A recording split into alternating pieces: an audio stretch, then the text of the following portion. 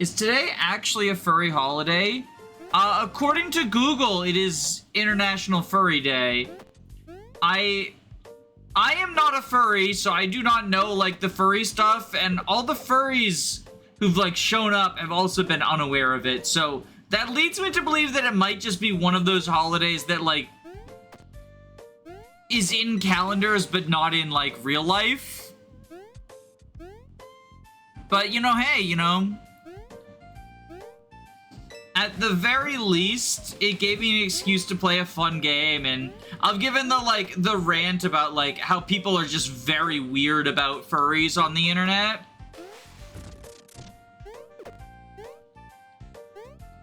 We got to have... I died.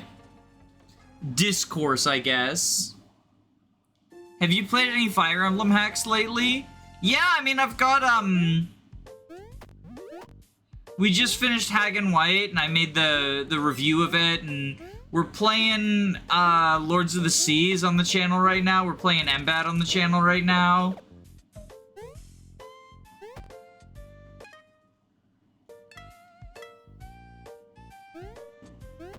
So... And I just released a video, you know, 16 different Fire Emblems that you can play right now that goes over all the Sigurd entries, which are one-chapter hacks, so not the same as, like, a full campaign, but I do think that, like, the ideas and stuff that they explore in them are really cool. I hope Saint Rubinio makes more. Yeah.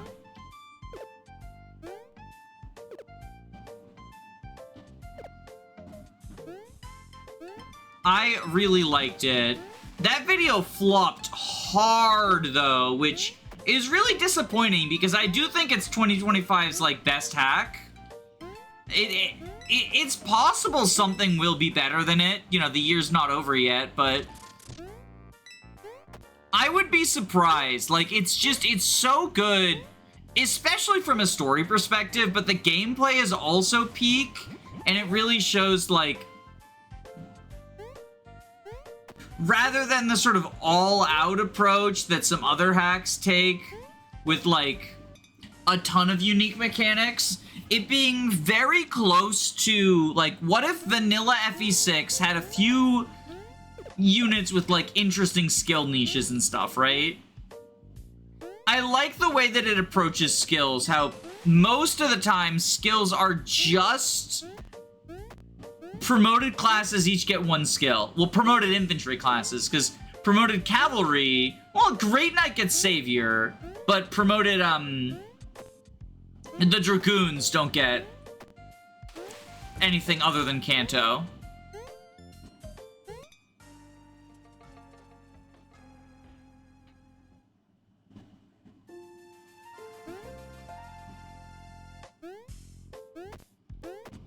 So...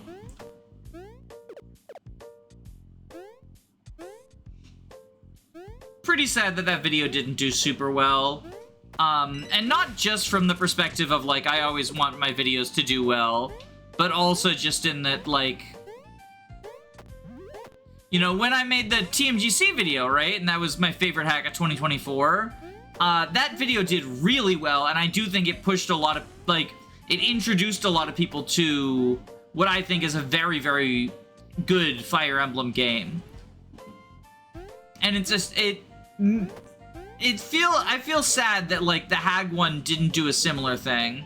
Although, I know FEMS Pain is currently playing it on his channel, so maybe that'll, like, give the exposure that the hack deserves.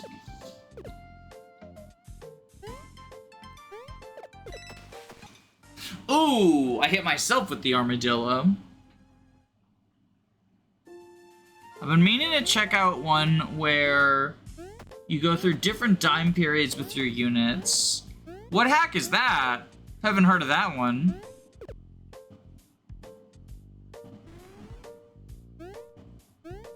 Like a Sonic CD type thing? Where you've got, like, past, future, present.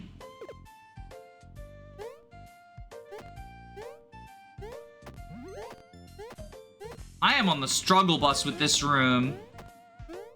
These bouncy blocks are just not what I'm best at.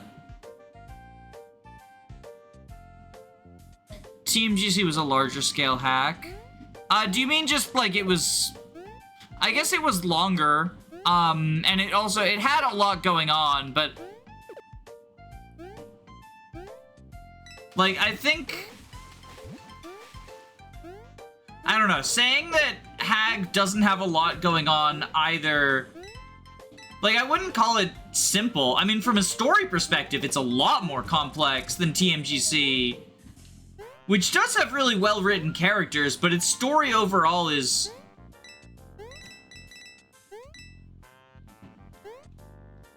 lacks, like, the thematic stuff that Hag has, right? Like, I think one of the coolest things about Hag is how... I mean, obviously, the base combo lets you experience all of the characters' stuff, even if you don't use them.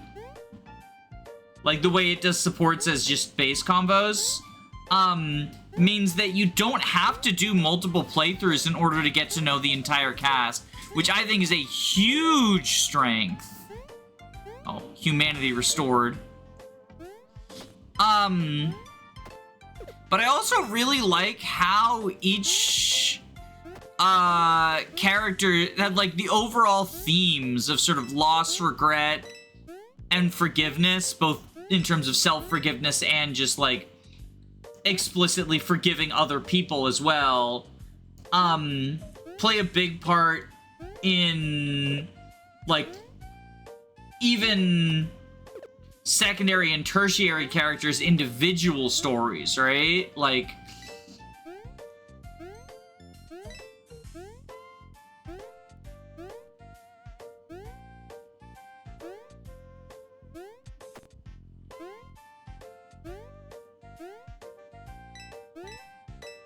I think having a solid theme that gets explored in so many different ways is just such a huge boon.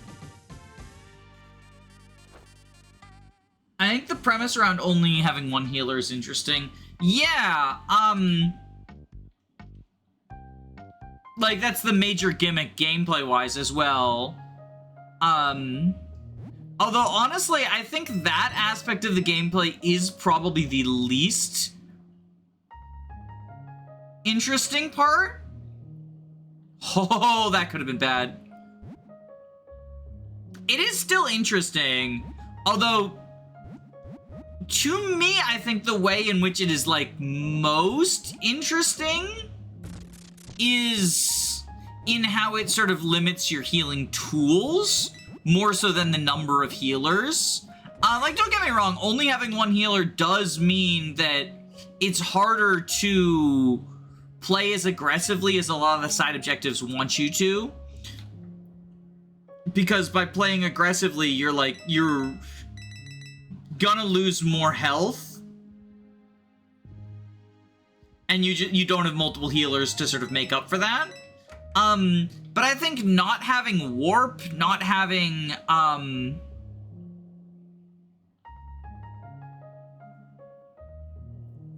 status stabs, not having restore when it comes to getting poisoned by poisonous weapons and stuff,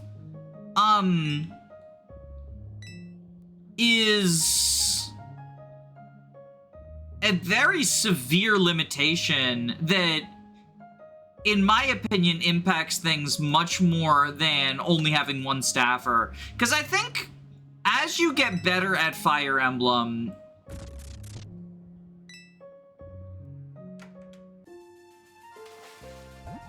obviously it's going to depend on the game, but healing, like the heal and mend stabs, are things that I often just do not value necessarily as highly as I used to, right? And I think that learning one of the big sort of like skill level ups in like your time as a Fire Emblem player or whatever is when you realize like, oh, just because a unit is not at full HP does not mean I need to heal them ASAP. Hello, Musashi. How are you today? Better, now that another Kitsune is here to duel me. Huh? You're here to duel me for the elemental attunement, are you not? Yeah, I guess I am. Did you want to talk first? No, I simply wish to... Wow, okay. We just fight. Nimona archetype. Ooh, okay, his ore... Gotta figure out his moveset. But yeah, I think that,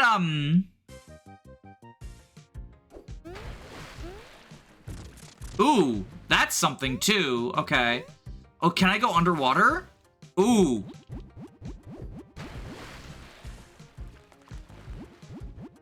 Okay. I gotta grab these balls.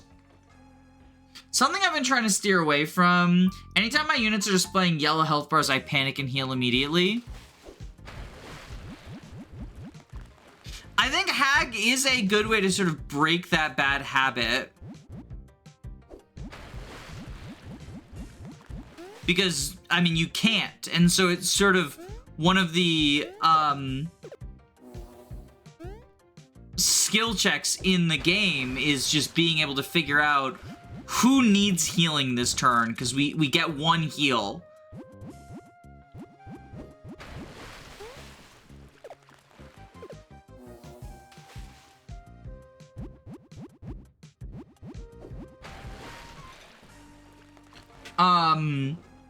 And so if that's, like, you know, a skill that you feel you need to practice, Hag is a great sort of way to get in that habit. And then bringing that forward, and as a result, it's also why, like, one thing I'm realizing when I do the community tier list is a lot of people really seem to value just, like, having 4 or 5 people who can click the heal button every single chapter. It's part of why I ran a poll asking, like, do you prefer to use a guiding ring on a staffer to give them weapons, or on a tome user to give them staves, right? Ooh, flawless victory water. Oh, my achievements aren't showing up on stream. Hey, Mom. Hello, sweetie. Have you gotten your water attunement yet? Yeah, I did. You must be feeling great then. Kind of. But I'm still really worried about Akko because she's trapped in the elemental prison. She'll be fine. Are you excited about what happens after you rescue her? After I rescue her? Uh-huh. Rescuing her from captivity is very romantic after all. It's when your father and I had our first kiss. Oh, I didn't think of that. Oh, yes! By the time you save Akko, she'll no doubt be head over heels for you. Lesbians. I need to go. Love you, Mom. Love you too, sweetie. Have fun. Oh, we got Ice World now.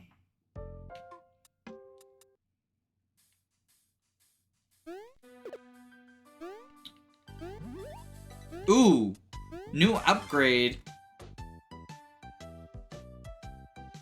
Okay, as a Snow Kitsune, I'm not affected by ice physics. And I can spit what appears to be ice balls. Freeze people. Okay.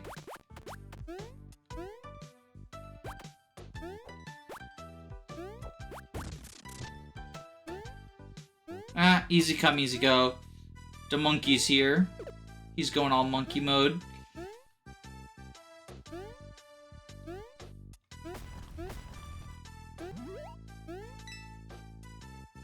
Ooh, ooh, ah, ah, ooh, ooh, ah, ah. Okay, and then we go over here, go through the door. Very cute. Very gay, yes. Ba-ba-da-ba-da, ba-ba-da, ba-da-ba-da-ba-da.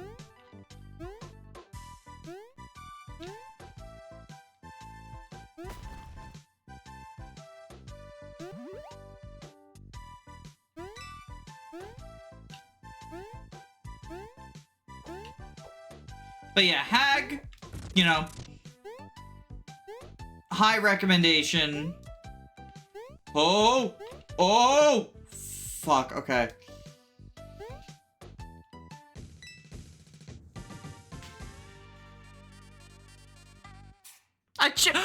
I sneezed!